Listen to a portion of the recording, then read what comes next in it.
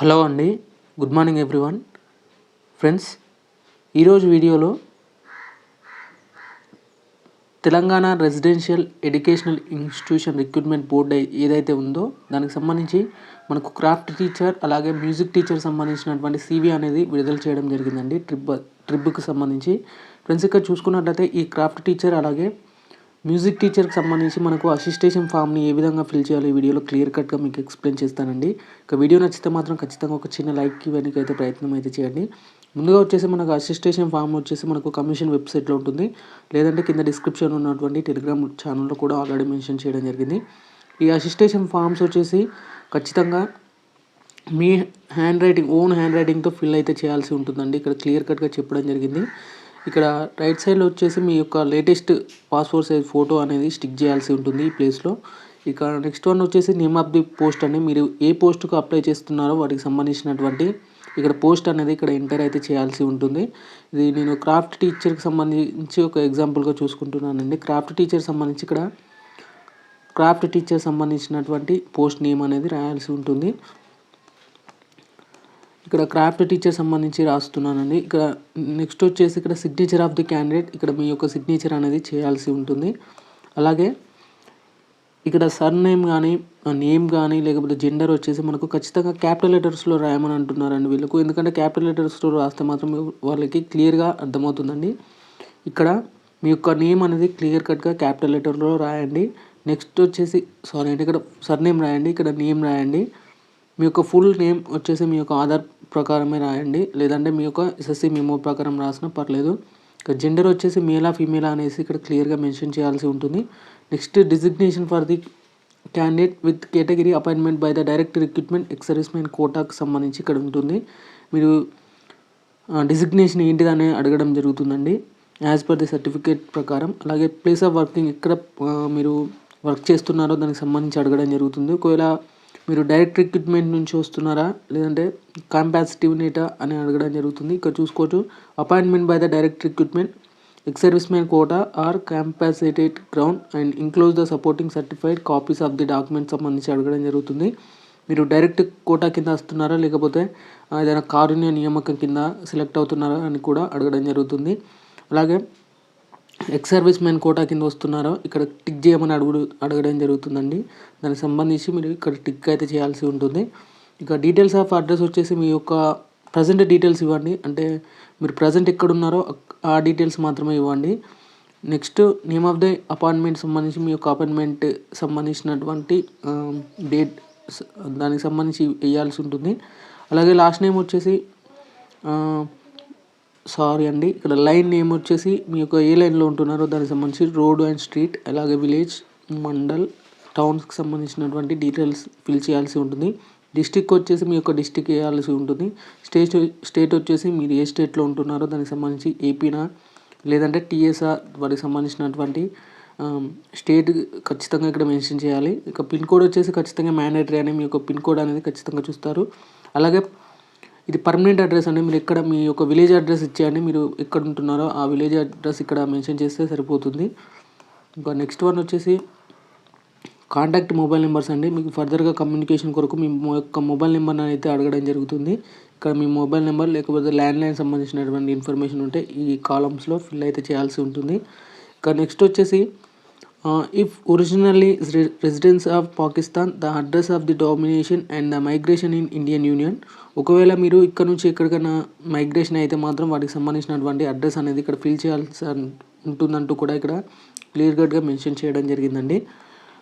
Next వచ్చేసి resided during the preceding 5 years from the filling up attestation ఫామ్కి సంబంధించి మీరు particular of places last 5 years ఎక్కడ ఉన్నారనేసి ఇక్కడ అడగడం జరుగుతుంది. లాస్ట్ 5 yearsకి సంబంధించినటువంటి ఇక్కడ మంత్, ఇయర్ సంబంధించి, అలాగే రెసిడెన్షియల్ అడ్రస్, అలాగే పోలీస్ స్టేషన్ అండ్ డిస్ట్రిక్ట్ సంబంధించి అడగడం జరుగుతుంది. మీరు లాస్ట్ 5 yearsలో ఎక్కడెక్కడ ఉన్నారో వాటికి సంబంధించినటువంటి ఇన్ఫర్మేషన్ ఇక్కడ ఫిల్అప్ అయితే చేయాల్సి ఉంటుందండి. అలాంగ్ విత్ రెసిడెన్షియల్ అడ్రస్తో సహా ఇక్కడ మీరు ఫిల్అప్ అయితే చేయాల్సి ఉంటుంది. నెక్స్ట్ వచ్చేసి ఇక్కడ పోలీస్ స్టేషన్ అండ్ డిస్ట్రిక్ట్ సంబంధించి కూడా అడగడం జరుగుతుంది. మీ యొక్క ఏ పరిధిలో డిస్ట్రిక్ట్ అంటే మీరు ఏ డిస్ట్రిక్ట్ పరిధిలో పోలీస్ స్టేషన్స్ అవైలబుల్గా ఉన్నాయో వాటికి సంబంధించిన అడ్రస్ రాయమని అడుగుతుంది. నెక్స్ట్ ఫాదర్ డీటెయిల్స్ అండి. ఫాదర్ డీటెయిల్స్ వచ్చేసి name in full with license in అంటే క్యాపిటల్ లెటర్స్లో రాయాలి మీ యొక్క ఫాదర్ నేమ్. అలాగే వారి యొక్క ప్రొఫెషన్ వ్యవసాయమా, అగ్రికల్చర్కి సంబంధించినటువంటి జాబా, ఏదో మీ ఫాదర్ ఏం చేస్తారో దానికి సంబంధించినటువంటి ఇన్ఫర్మేషన్ రాయాలి. In service give designation and official address అండి. If in service give designation, మీరు ఎక్కడ అంటే మీ ఫాదర్ ఎక్కడ లైవ్ ఉన్నారో వారికి సంబంధించినటువంటి అడ్రస్ అనేది ఇక్కడ క్లియర్గా మెన్షన్ చేయాల్సి ఉంటుంది. అలాగే పర్మనెంట్ హౌస్ అడ్రస్ అండి, వారు ఎక్కడ ఉంటున్నారో వాళ్ళ యొక్క పర్మనెంట్ హౌస్ అడ్రస్ అనేది ఇక్కడ ఫిల్అప్ అయితే చేయాల్సి ఉంటుంది. ఇంకా నేషనాలిటీకి సంబంధించి మీ యొక్క nationality of father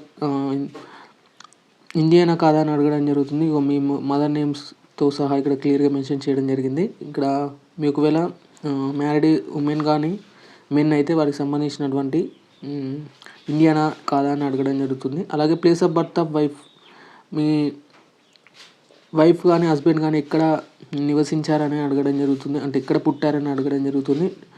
date of birth of అప్లికెంట్స్కి సంబంధించి డేట్ ఆఫ్ బర్త్ వేయాలి ఖచ్చితంగా.